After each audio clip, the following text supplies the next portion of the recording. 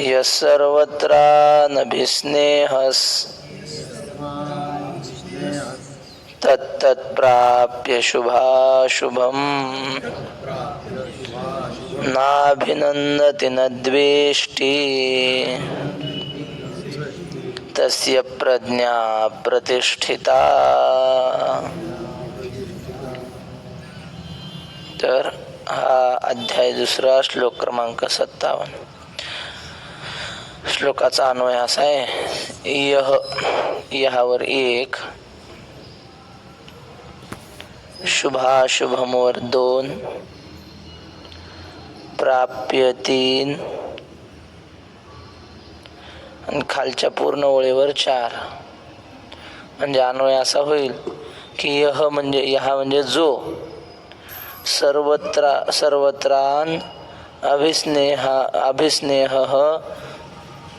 तत् शुभाशुभम प्राप्य, म्हणजे जो महात्मा सर्व ठिकाणी सर्वत्र चांगलं वाईट म्हणजे सुख दुःख, शुभ म्हणजे सुखकारक, अशुभम म्हणजे दुःखकारक, असं काहीही प्राप्त म्हणजे प्राप्त हो, न अभिस्नेहा म्हणजे त्याविषयी तो त्याच्यात गुंतत नाही. सुख प्राप्त झालं तरी त्याच्यात अडकत नाही, दुःख प्राप्त झालं तरी त्याच्याने उद्विग्न होत नाही. न अभिनंदती म्हणजे फार आनंदी होत नाही. न द्वेष्टी म्हणजे दुःख प्राप्त झालं तर त्याचा द्वेष करीत नाही. महाराज विषाद शब्द अर्थ काय? विषाद म्हणजे दुःख.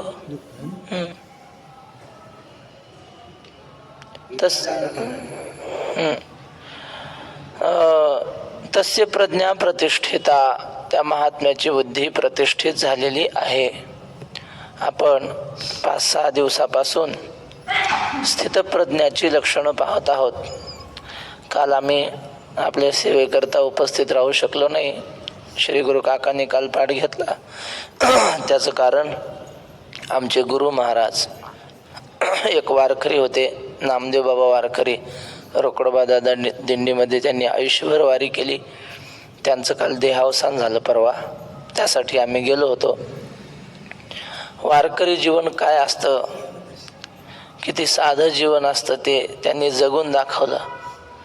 आयुष्यात कोणाचा वैर केलं नाही, कोणाचा द्वेष मत्सर नाही.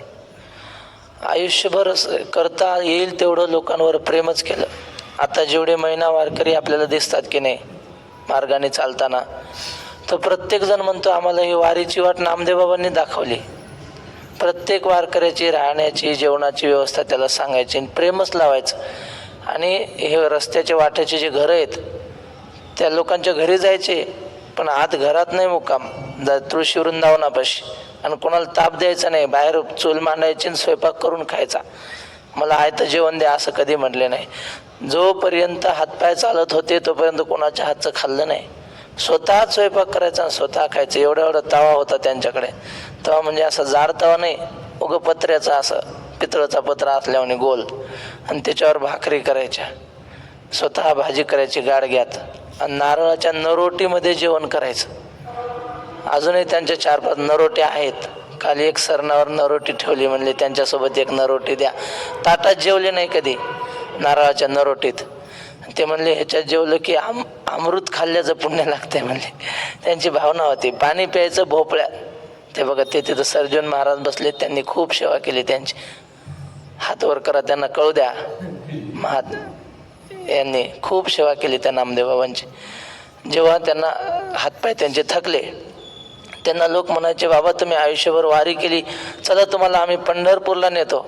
बाबा म्हणले आता पंढरपूरला जायचं काम नाही, आम्हाला इथूनच देव दिसतोय म्हणले. आता मोबाईलवर रोज देवाचे फोटो येतात बघा, आज कशी पूजा आहे देवाची, कोणते कपडे घातले. मग ते म्हणायचे मला इथून दिसतो देव, देवाने कसे कपडे घातले. पोरं फोटो पाहायचे मोबाईलवर आलेला, आणि सांगा बरं बाबा आज कसा देवाचा पोशाख आहे. बाबा बरोबर सांगायचे, आज निळ्या रंगाचा सोहळं नेसलेलं आहे, सोन्याचा मुकुट, गळ्यामध्ये तुळशी हार आहे, आज देवाच्या खांद्यावर घोंगडं टाकलेलं आहे. ते बरोबर तसाच फोटो सगळं दिसायचं त्यांना तिथून. आणि बरं अभ्यास काय किती शास्त्र शिकले होते काहीच नाही, एक अक्षरही वाचता येत नव्हतं. पण अक्षर वाचता येत नव्हतं हे जरी असलं तरी रोज गाथा काढायचे आणि त्या ओळीवरून बोट फिरवायचे, तुकाराम तुकाराम तुकाराम तुकाराम तुकाराम तुकाराम असं म्हणायचे. आणि कोणती सेवा केली आयुष्यभर, हातात पताका घेऊन रोकडोबा दादा दिंडीमध्ये पताक्याची सेवा, मोठेपणा काही घेतला नाही. आणि पैसा कोणी इकून दिला की लगेच दुसरं कोणाला तरी देऊन टाकायचं. काल लोकांनी पाहिलं ना, काही नाही, 1 रुपया सापडला नाही त्यांच्याकडं, अकाउंट तर सोडून द्या. एक ब्राह्मण काका आहेत आळंदीचे कुलकर्णी, त्यांनी 6 लाख रुपयाची जागा घेऊन त्यांना आळंदीत अर्ध्या गुंठ्यात खोली बांधून दिली होती नामदेव बाबांना. नामदेव बाबा 1 महिनाभर राहिले असतील त्या घरात, पुन्हा म्हणले नको बाबा, आम्हाला असं हे 4 भिंतीत राहायचं नको वाटतं. म्हणले आम्ही आपल्या मोकळ्यात राहणारे वारकरी. त्याची खोली त्याला देऊन टाकली. भामचंद्र डोंगरावर राहिले शेवटचे 8-10 वर्ष. हातपाय थकले त्यावेळेस, वय वर्ष 105, कुठला आजार नाही, डोळ्याने दिसत होतं. शेवटपर्यंत सुई दोरा घेऊन सुईनं शिवत होते, रिकामे कधी बसले नाही महाराज. ते म्हणायचे हाताला काम आणि मुखाला नाम, रिकामं बसायचं नाही. असं त्यांचं जीवन. आम्हाला त्यांचं थोडी संगती लाभली, आम्हाला खूप धीर द्यायचे. कारण साधक जीवन असं असतं, नुसता अभ्यास करून चालत नाही, कोणातरी संत महात्म्याचं सानिध्य असलं तरच माणूस सुरक्षित राहू शकतो. नाही तर साधं आहे का मन अनेक बुद्धीचे तरंग, क्षणोक्षणा पालटती रंग. आम्हाला म्हणायचे ज्ञानो कीर्तनाला जायचं पण कागद लय घ्यायचे नाही, समजले का? जास्त कागद घेतले की मग अवघड होत असते म्हणले. असं आम्हाला त्यांनी सांभाळलं, मार्गदर्शन केलं. असे होते बाबा. आम्हालाच नाही अनेक साधकांना प्रेम लावलं लेकरासारखं. रक्ताचा एकही नातेवाईक नाही, लहानपणी इकडं आले ते इकडंच राहिले. कोणी चुलत भाऊ नाही, बहीण नाही, कोणी नव्हतं. आम्हालाही माहीत नाही एवढे आम्ही 4-5 वर्ष त्यांच्यासोबत राहिलो. आडनाव काल कळालं लोकांना, त्यांचं आडनाव काय होतं ते काही नाही. वारकऱ्याची ओळख काय, पंढरीचा वारकरी एवढीच ओळख. अशा प्रकारे त्यांनी निष्ठेने महिनावारी केली. आयुष्यभर चालत राहिले. इकडून 15 दिवसात चालत जायचं आणि आळंदीहून 15 दिवसात इकडे यायचं. हेच करण्यात आयुष्य, म्हणजे वर्षातल्या 2 वाऱ्या नाही, आयुष्यभर वारीच, पायी वारी. तर अशा प्रकारे त्यांचं दिव्य जीवन होतं. काल त्यांना जेव्हा त्या अग्नी दिला, शंकर महाराज मराठे यांच्या हस्ते अग्नी दिल्याबरोबर एक वानर आलं आणि तिथं झाडावर बसून सगळा विधी त्यांनी पाहिला वानराने. कारण हे ब्रह्मचारी आयुष्यभर मारुतीची सेवा केली. तिथं रोकडोबादाचा मारुती आहे भामचंद्राच्या पायथ्याला, आणि मारुतीनं शेवटी हजेरी लावली. हे प्रत्यक्ष उदाहरण महाराज. असा दिव्य सोहळा पाहण्यासाठी, बाबांच्या अंत्यदर्शनासाठी आम्ही काल गेले असल्यामुळं, आणि आम्हाला वक्ते बाबांचं सानिध्य सुद्धा त्यांच्यामुळंच बरं का महाराज. मला म्हणायचे हे बघ, वक्ते बाबांची आणि ते बोधे बाबांची घाण मानायची नाही म्हणले, त्यांचं शरीर देवरूप झालेलं असते म्हणले, त्यांची सगळी सेवा करायची, लाज वाटू द्यायची नाही, घाण मानायची नाही असं सांगायचे नामदेव बाबा आम्हाला. आणि त्यांच्या धीरामुळं इथं राहिलो, नाही तर मला मुळीच पंढरपुरामध्ये करमत नव्हतं. आणि खरं सांगतो अजूनही आम्हाला जसं भामचंद्र करमतं ना तसं इथं करमत नाही. आणि तिथं लहानपणापासून राहायची सवय, डोंगरात राहायची सवय. पण बाबांनी आग्रहपूर्वक नाही म्हणले, अरे वक्ते बाबा किती दिवसाचे आहेत म्हणले, आपल्या सेवा घडते, सेवा कर म्हणले. इथं ठेवलं ना, केवढा लाभ झाला महाराज. आज जे बोलतोय ते वक्ते बाबांचं शिकवलेलं आहे, गुरुवर यांचं आहे. या गोष्टी जे मी सांगतो ना सगळं वक्ते बाबांचं आहे, काही नाही आमचं. पण हे सगळ्या महात्म्यांच्या सानिध्यामुळं थोडा परमार्थाचा आनंद घेता आला. असो, बाबांच्या चरणी नतमस्तक होऊ.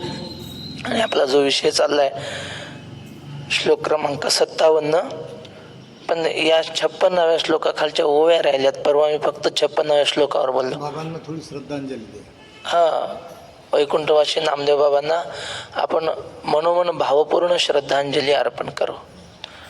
अकल्प आयुष्य व्हावे तया कुळा, माझी आस कळा हरीच्या दासा, कल्पनेची बाधा न हो कोणे काळी, ही संत मंडळी सुखी असो, अहंकाराचा वारा न लागो राजसा, माझी आ विष्णुदासा भाविकासी, नामा म्हणे तया असावे कल्याण, ज्या मुखणे दान पांडुरंग, कल्पनेची बाधा न हो कोणे काळी, ही संत मंडळी सुखी असो.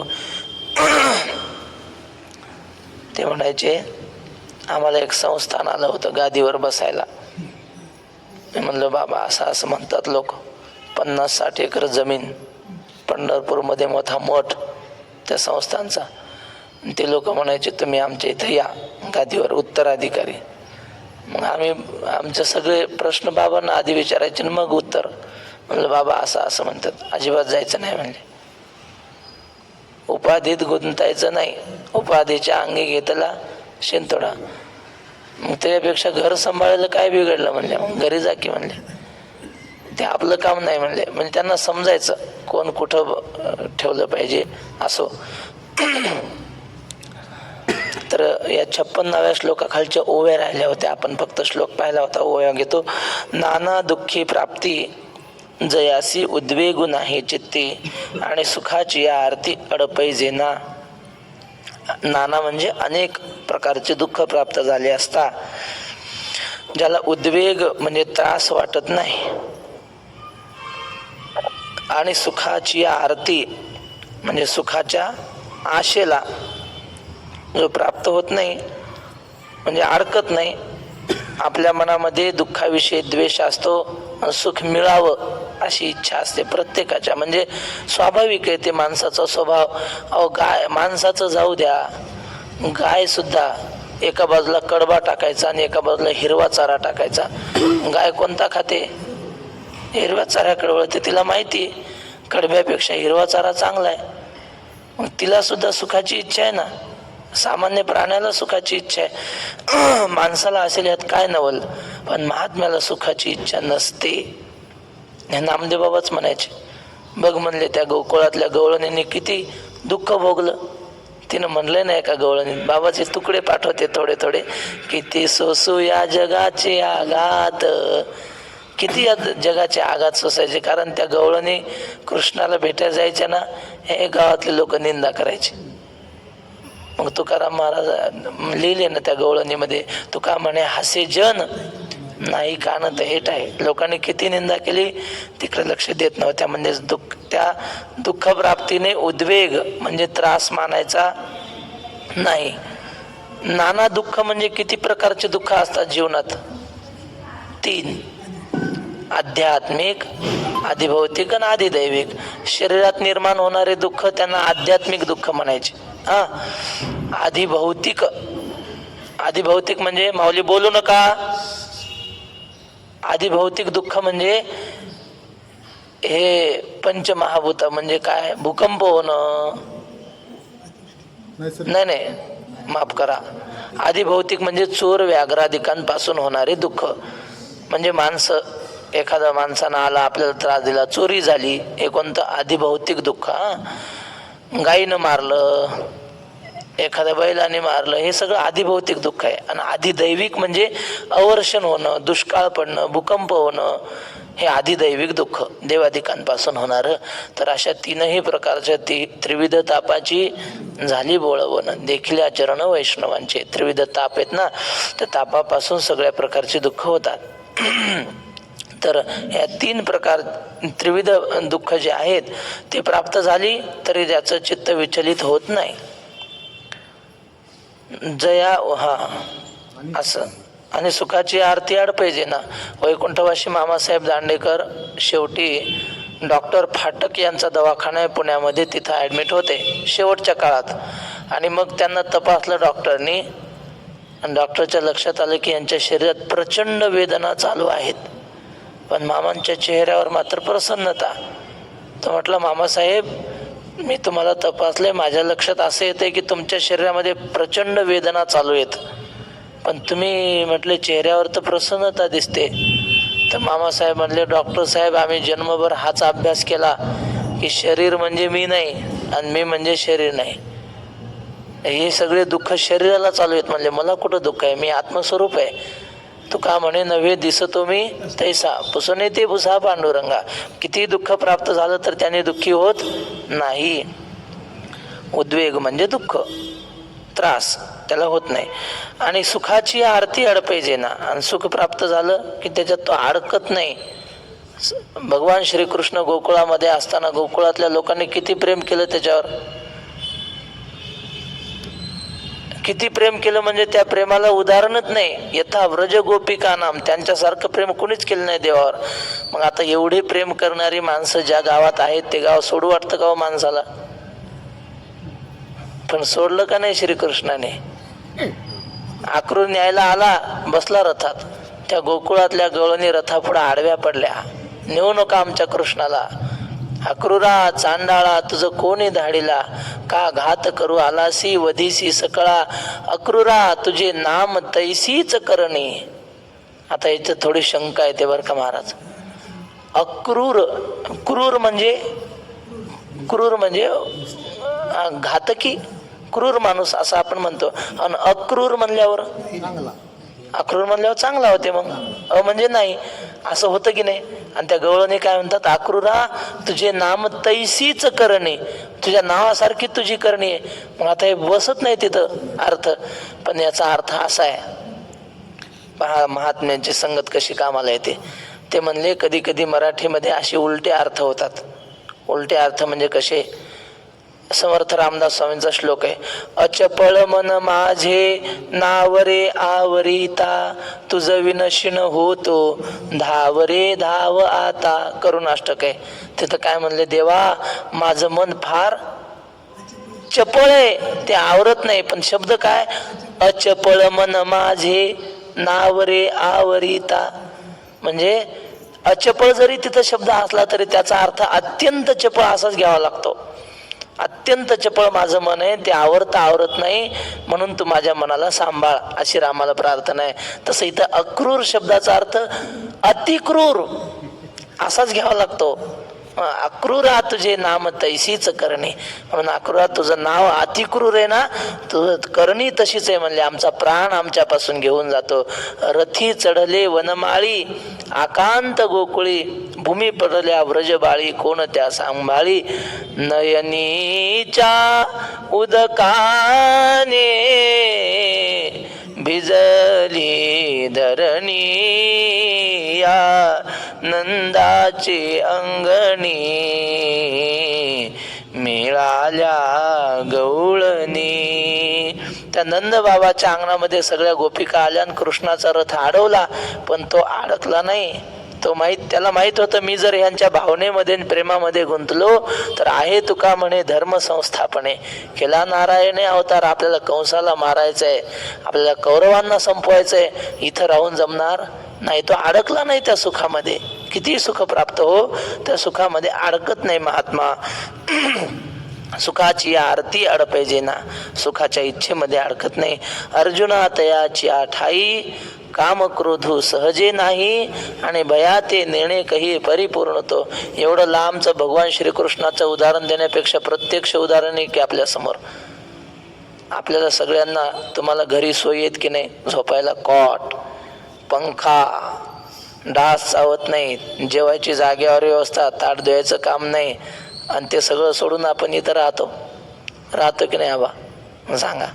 मग हे सुखात न अडकला तर परमार्थाचं सुख भेटतंय. आणि सुखात ते लोक म्हणतात नाही बा आपल्याला जमत नाही, ते स्वयंपाक हातानं करायचा आणि माधवगिरी आणायची, कपडे धुवायचे, ते आपल्याला जमत नाही. मग मरा घरीच. मग काय, सुखाच्या इच्छेमध्ये जो अडकला नाही त्याला परमार्थाचं सुख भेटतं. हे वैश्विक सुख आहे ते. अर्जुना तयाची ठाई, काम क्रोध सहजे नाही, आणि भया ते नेणे कही परिपूर्णतो. अर्जुना, त्या महात्म्याच्या ठिकाणी काम क्रोध सहजच निघून जातात त्याच्या जवळचे. एखादं सुखाची इच्छा असली तर काम निर्माण होईल, सहजच आहे की नाही? आता वरच्या ओळीत सांगितलं सुखाची इच्छा नसते. मला एखादं सुख मिळावं, मग म्हटलं की ती वस्तू मिळावी वाटते, म्हणजेच काम इच्छा. इदमेच्छात इतिच्छा काम शब्दिता, काम निर्माण होतो. आणि कामना पूर्ण झाली नाही की मग क्रोध निर्माण होत असतो. ही वस्तू मला पाहिजे, ही वस्तू पाहिजे, आणि त्याच्यात काही अडथळा आला की मग क्रोध होतो निर्माण. पण त्याला सुखाचीच इच्छा नसल्यामुळं काम निर्माण होत नाही, आणि काम नसल्यामुळे कामची नाही तेथे क्रोधची कैचा, तेथे कैचे भांडणे रे, आहे ना. खेळया माझी हानम्या शहाणा न पडे काम व्यसनी रे. कामची नाही तेथे क्रोधची कैचा, तेथे कैचे भांडणे रे. रामागड्याची आवडी मोठी म्हणून लंके पेने रे.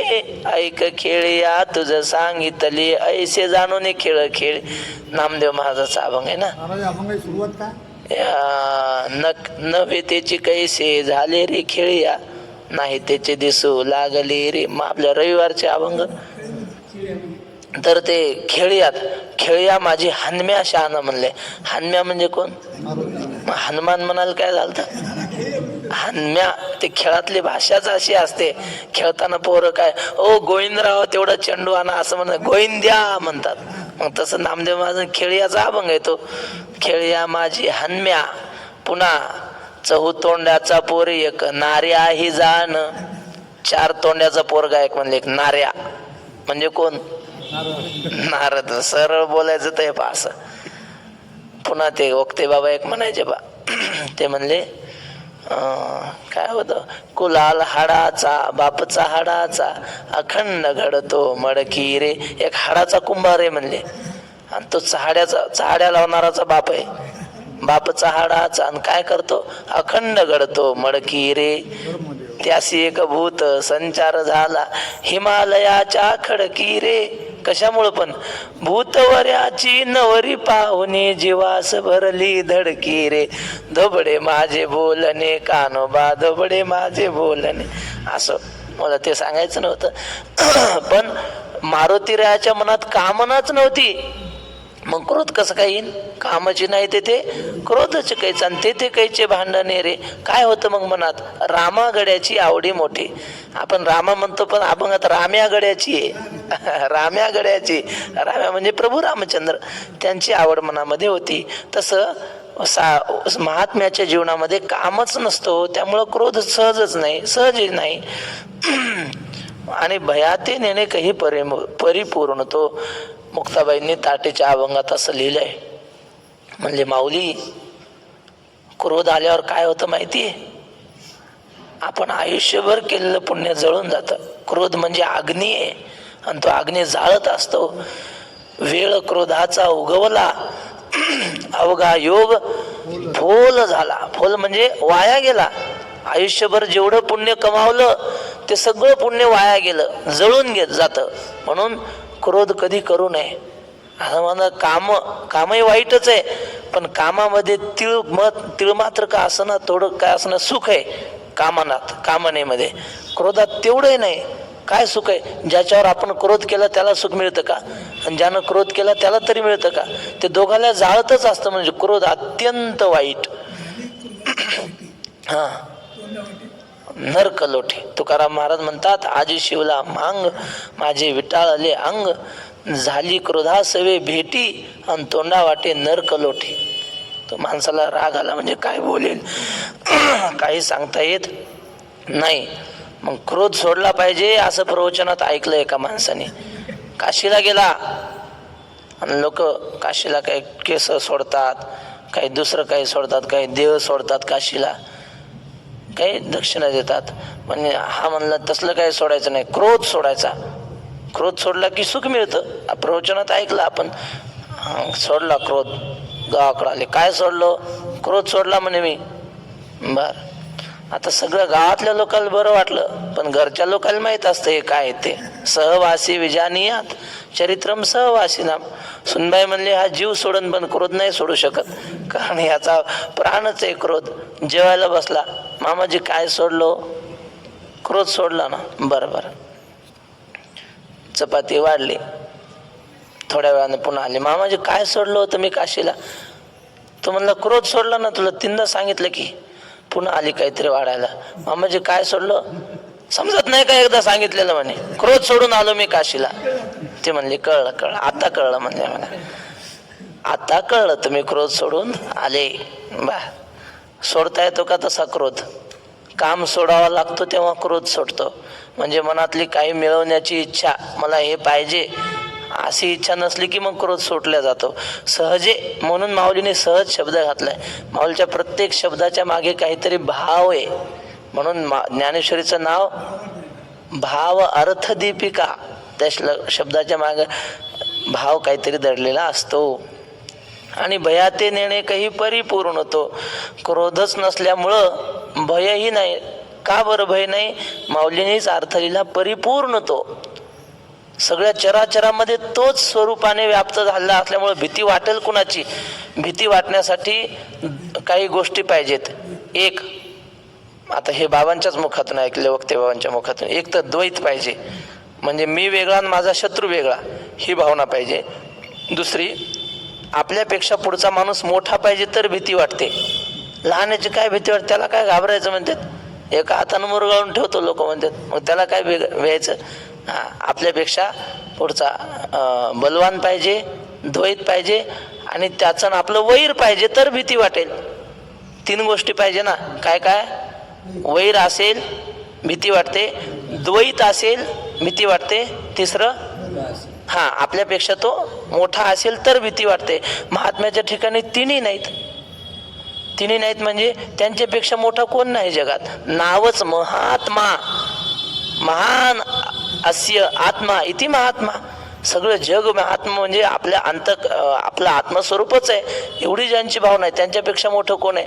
तो का म्हणे आम्ही राजे त्रैलोक्याचे, आम्ही त्रैलोक्याचे राजे. आता कोण मोठे सांगा? तो का म्हणे आम्ही विधीचे जनिते, ब्रह्मदेवाला जन्माला घालणारे आम्ही आहेत. मग आता यांच्यापेक्षा मोठं कोण आहे? कोणी नाही. जगाचा मालक आम्ही, सतत कृष्णमूर्ती सावळी, खेळे हृदय कमळे, शांती क्षमा तया जवळी, जीवे भावे अनुसरल्या. मग आता यांच्यापेक्षा मोठं कोणी नाही. एक. दुसरं काय? द्वैत पाहिजे, तो आणि मी वेगळा आहे अशी भावना पाहिजे. असं आहे का यांना? जे जे भेटे भूत ते ते माने जे भगवंत, द्वितीयाद्वय भयम भवती असं सूत्र आहे.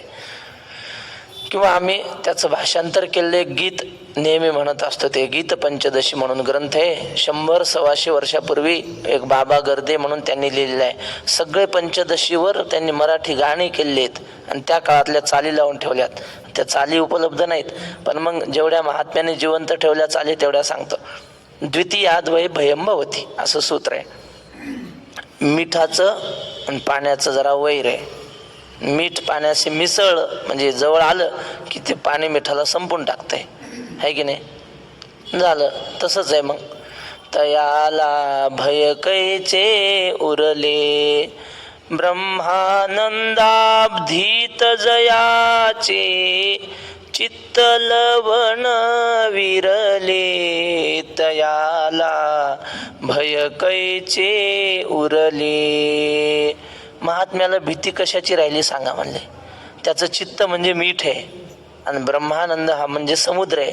मग ह्याने आपलं चित्त त्या ब्रह्मानंदात विलीन करून टाकलं.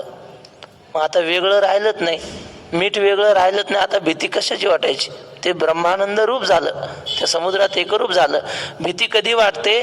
देई दुसरे पण भीती, ते तव नाही अद्वैती, सच्चित सुख मी ऐसे कळता, अज्ञानची हरले, तयाला भय कैचे उरले.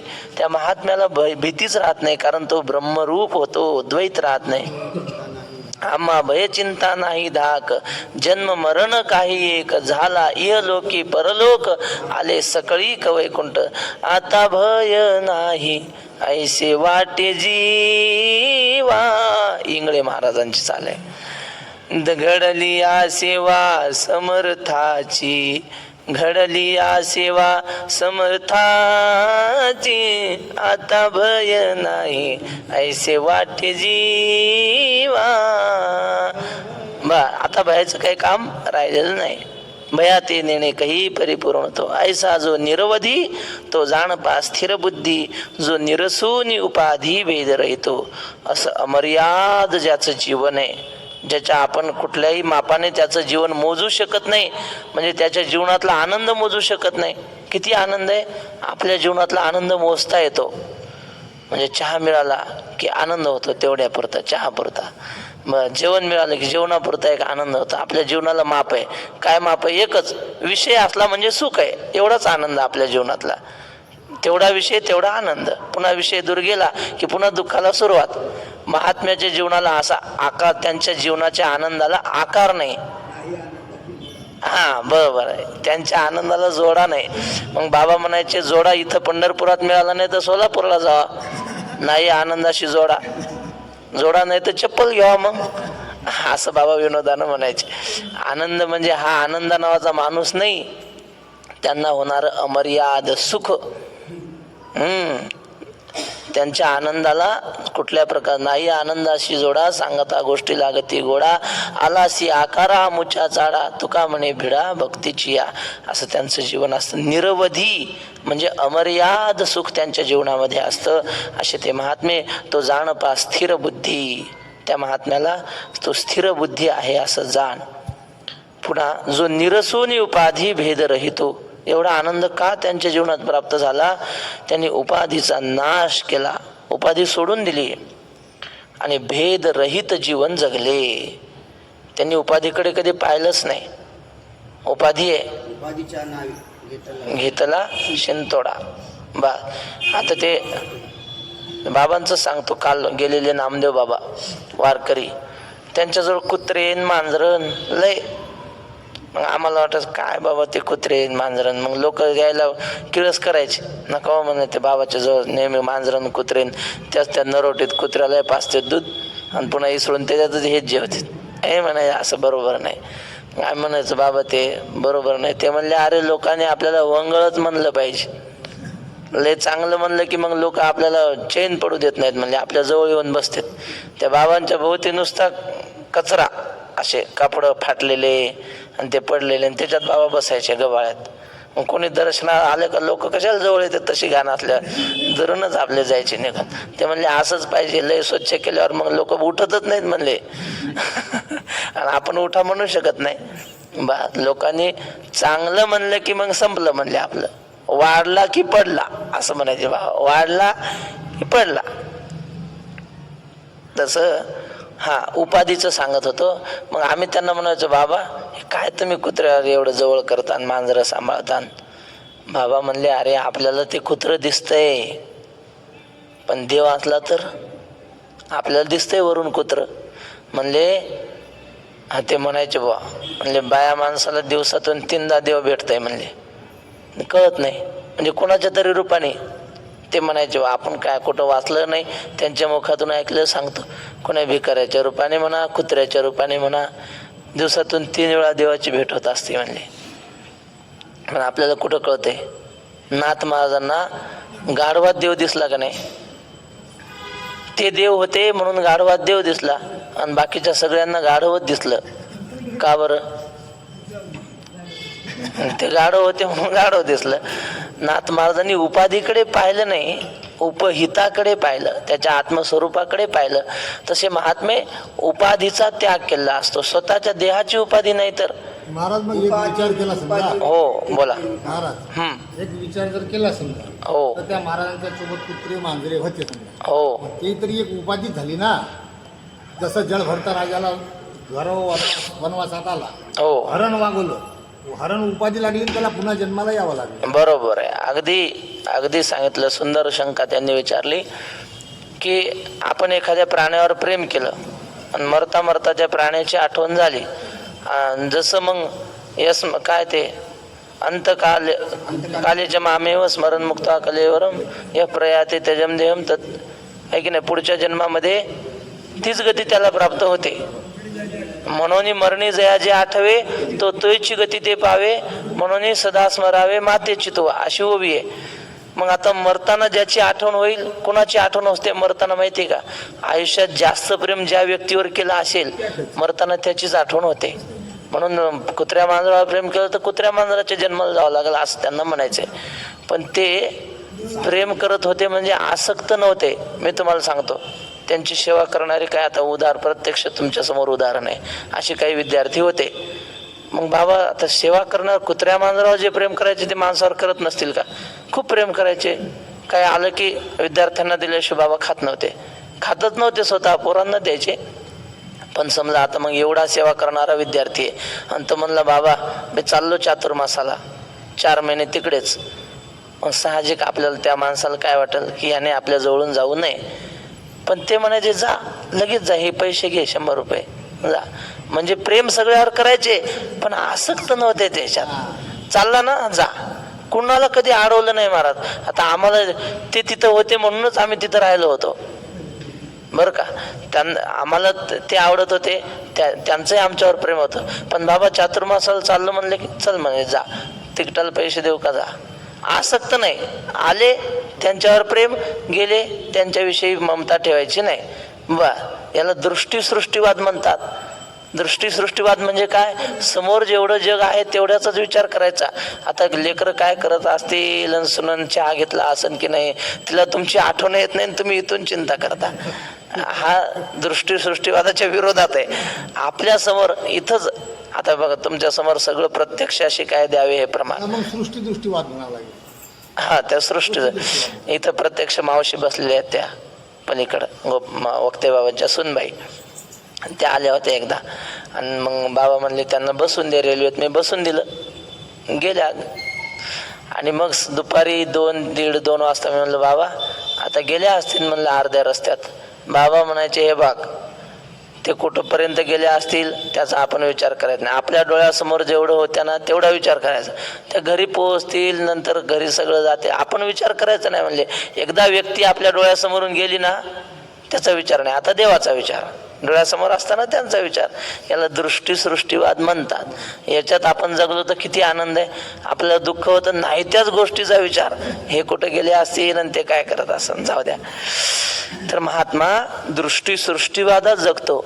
वैकुंठवासी रंगनाथ गुरुजी म्हणायचे आमचे दादा दृष्टीसृष्टीवादात जगतात, नाही अजातवादात जगतात असं ते म्हणायचे. दृष्टीसृष्टीवाद जरा अलीकडचा आहे आणि अजातवाद म्हणजे शेवटची पायरी वेदांताची. बा तर जो निरसून उपाधी भेद रहितो महात्मा प्राण्याच्या शरीररूपी उपाधीकडे पाहत नाही, उपहिताकडे म्हणजे आत्मस्वरूपाकडे पाहतो. आणि आपल्या देहाचीही उपाधी तो मानत नाही. हा देह म्हणजे मी असं मानत नाही. या देहामध्ये जो आत्मस्वरूपाने आहे त्या तो मी आहे. तुकाराम महाराज म्हणतात देह नव्हे मी हे सरे उरला उरे न म्हणा देह माझा आयसा मग बर्व साकळेल. किंवा मी वासुदेव तत्वता कळो येईल विचारता एक ठाऊक सभागी या संता नाही तुझ्या अनेक माग तागा. एक असा अभंग आहे. तुकाराम महाराज म्हणतात की देहाचा अहंकार गेला की लगेच सुख प्राप्त होतं. हा वा, देहाचा विसर केला आनंदे संचार. देहाचा विसर पडला की लगेच आनंदाचा संचार होतो. आणि महात्म्याला देहाच्या उपाधीचा हे नसतो, आठव नसतो. म्हणून निरसोनी उपाधी भेद रहितो. भेद किती प्रकारचे, स्वगत, सजातीय, विजातीय, 3 प्रकारचे भेद आहेत. भेद कसे, उदाहरण दिलं त्यांनी, झाड आहे, एक फुलांनी बहरलेलं झाड आहे. मग आता त्या झाडामध्ये स्वगत भेद असतात. स्वगत म्हणजे त्याचेच भेद.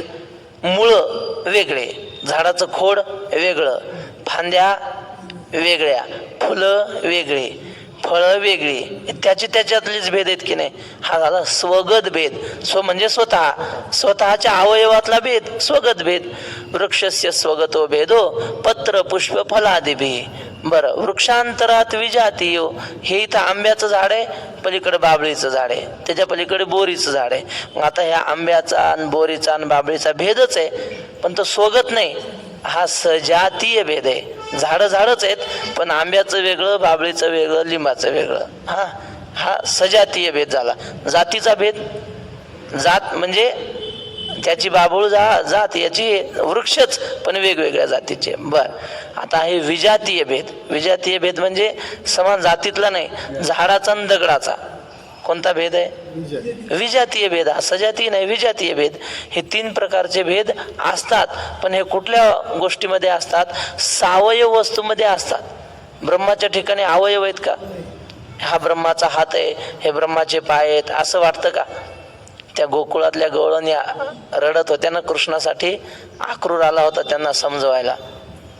का उद्धव आलता, उद्धव देवाने पाठवलं होतं आणि जा म्हणले त्या गोकुळातल्या गवळींना समजून सांग.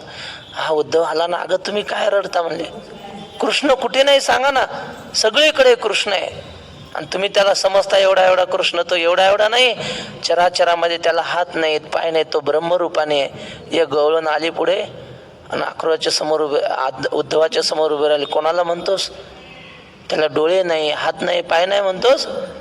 अरे मी माझ्या हाताने त्याच्या डोळ्यात काजळ घातलेलं आहे, लहानपणी डोळे नाही म्हणाल लाज वाटते का म्हणे तुला? आणि म्हणलं त्याला रूप नाही, त्याच्याकडे पाहून आम्ही घरदार विसरून जायचो. आणि त्याला रंग नाही, रूप नाही, नाही बरं नाही, सांगू नको म्हणले आमच्याकडे त्याचं ज्ञान. आम्हाला जसा आमचा कृष्ण आहे तसा पाहिजे. बाबा ती म्हणून दाखवायचे, हिंदी पद म्हणायचे काहीतरी बाबा, की मी माझ्या हाताने काजळ लावलं, त्याला मी माझ्या हाताने लोणी खाऊ घातलं, आणि तू म्हणतो त्याला मुख नाही. मुख नाही कसं काय? मग माझ्या हातचं लोणी कसं काय खाल्लं त्याने? मग असं त्या गवळणी म्हणत होत्या. पण खरं पाहिलं तर परब्रह्म स्वरूप कसं आहे? निरवयव. ते देवाने सगुण रूप त्यांच्या भक्तीसाठी घेतलं होतं. आला नावा रूपा, तुका म्हणे झाला सोपा. खरा म्हणजे तो कसा आहे? वृक्षस्य स्वगतो भेदो पत्र पुष्प फलादिभिः वृक्षांतरात विजातीयो वृक्षांतरात सजातीयो विजातीय शिलादितः. हे तीन प्रकारचे जे भेद आहेत ते ब्रह्मस्वरूपाच्या ठिकाणी नाहीत. कारण ब्रह्म सावयव नाही, सजातीय म्हणजे ब्रह्मासारखं दुसरं काही नाही, आणि विजातीय म्हणजे ब्रह्माशिवाय दुसरं काही नाही. त्यामुळे त्याच्या ठिकाणी तीनही प्रकारचे भेद नाहीत. असा महात्मा ब्रह्मरूप झालेला असतो, म्हणजेच भेदरहित झालेला असतो. महाराज तुम्ही हा विजयतीय भेद सांगला. हो. मग सोना आणि दगड हा कोणता भेद समजावा? विजातीय. सोना आणि अलंकार मग तो सावयव भेद. सोना आणि अलंकारामध्ये खरं म्हणजे भेदच नाही. कसं काय भेद? कुठलाच भेद नाही. कारण अलंकार म्हणजे सोनं, सोनं म्हणजेच अलंकार. नाही नाही, सावयव भेद समजा लागेल. हे बघा, नाही मी सांगतो ना तुम्हाला, सावयव भेद नसतो. हे बघा, सोनं आहे आणि सोन्याचा समजा एक मोठा अलंकार केला, गणपती केला म्हणा, गणपती सोन्याचा. मग त्या गणपतीचा हात, त्या गणपतीचा पाय, हा सावयव भेद झाला. स्वगत भेद, माफ करा, स्वगत त्यातला भेद. आणि सोनं दगड विजातीय भेद. आणि हा गणपती सोन्याचा आणि हा सोन्याचा उंदीर हा सजातीय भेद. त्यातल्या त्या मारणे का अभंगात हेम अलंकार नामी तुका म्हणे तैसे आम्ही. तू सोना आहे, आम्ही तुझे अलंकार आहे. बरोबर, मग त्यात भेदच नाही. मग तेच सांगतात ना, भेद रहितो. ब्रह्मस्वरूपात भेदच नाही. पुंडलिका वरदे हरी विठ्ठल. आपली वेळ संपलेली आहे. आता विश्व